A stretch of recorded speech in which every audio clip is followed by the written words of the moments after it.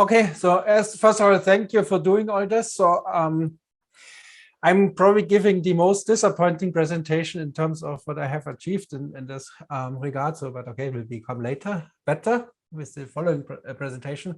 So what I did is to attempt to implement some specification grading in P215B.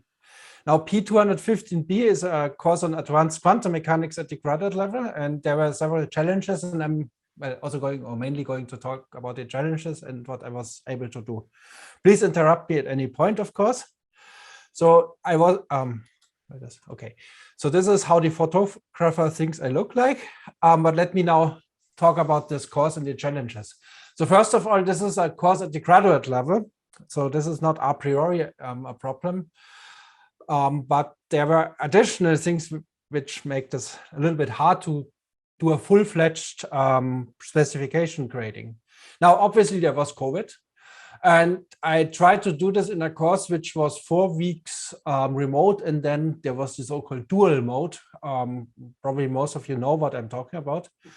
There were a lot of additional challenges. Time got sucked up with punching in passwords 5 times for every lecture and so on and so forth. So there were a lot of problems with this. And then there's, of course, time constraints. So I'm a research faculty who happened to be on 2 committees during this time. One is the admission committee, one is a search committee, and other things. So I also had not infinite amount of time to do this. And actually, it turns out that also our grader had a lot of time constraints. And now, for the purpose of grading in these grad courses, the grade is not that important. So it might be more important if you use your grade to apply to a grad school, maybe not actually, because well, they're now holistic reviews. But anyway, so it's not that important. And de facto, our spectrum of grades is actually something that only ranges from A+ to B-. This is not the full range of grades. And the reason is, of course, that if students get a worse grade, then they cannot TA anymore. So, well, de facto, we advise not to give grades that are worse than B-. Of course, it occasionally happens, but usually it doesn't. Now, with regards to the specification grading idea of retaking exams, that's actually something that is in practice, at least from my experience, not too easy. So first of all, if you have an exam, you have to consult with DSC because some students need special accommodations. Now, DSC is very overloaded these days, so it's very hard just to communicate with them, at least from my experience. And it's not so easy to just schedule additional exams. So to retake exams is not an easy thing. Now, let me tell you then what I tried to do and what we could do and what we couldn't do. So as I said, redoing all these exams is something that's very hard from organizatorical point of view and also from the course content point of view, because you cannot just invent too many exams that test a certain ability because there are not so many problems for those. So you would basically be repeating the exam, which is not necessarily a good idea because then students will just learn how to do this precise exam and that's it.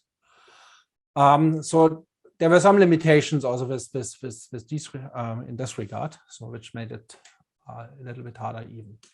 Now, what we did do is to tell students they can redo homework. Now, in practice, the grader is, of course, a bit overworked, but what this really amounted to is to say, okay, in the end, we will count the better homeworks only. So if we'll give them feedback, if the homework is not to the standards, then they have other chances to do homeworks.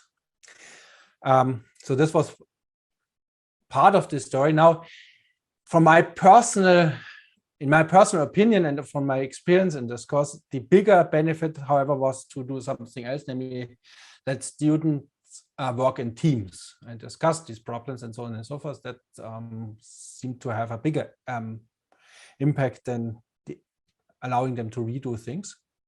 Now, and the main point, the main implementation of the specification grading in this whole course was to try to outline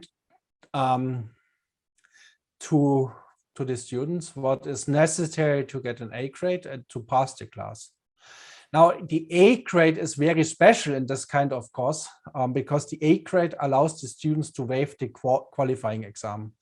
Notice that I'm not using the abbreviation qual here because I'm German, and if you understand German, then you know I shouldn't use qual for qualifying exam.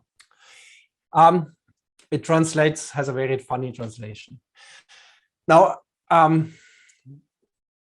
let me just sort of wrap up with some final thoughts. So I think that the specification grading is an interesting approach towards rethinking our teaching practices. So it's an interesting idea and so on and so forth.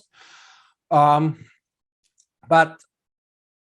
I mean, this is sort of the second event at UCI that I attended to improve my teaching. So the first one was active learning, and the second one is the specification grading.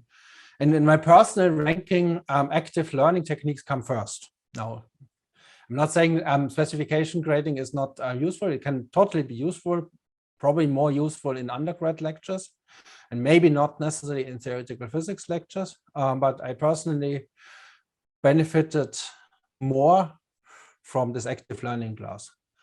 What I, however, liked in this class and in these activities which we had last summer is, of course, the ability to have breakout rooms, to chat with others about all sort of related questions, which I think is something that we are doing, well, at least I'm doing not enough. So that's a great opportunity to just hang out with others and teach about, talk about teaching and so on and so forth.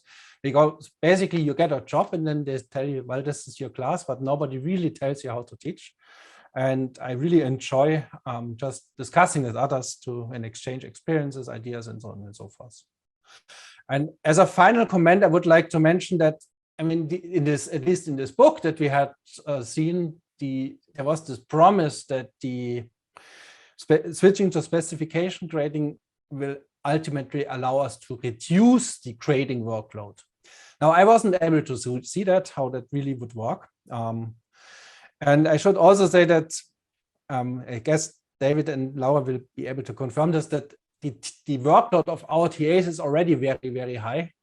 And I wasn't really comfortable to implement things that substantially increase this workload further. Of course, I'm always very interested in learning how to decrease the workload. Okay, thank you very much.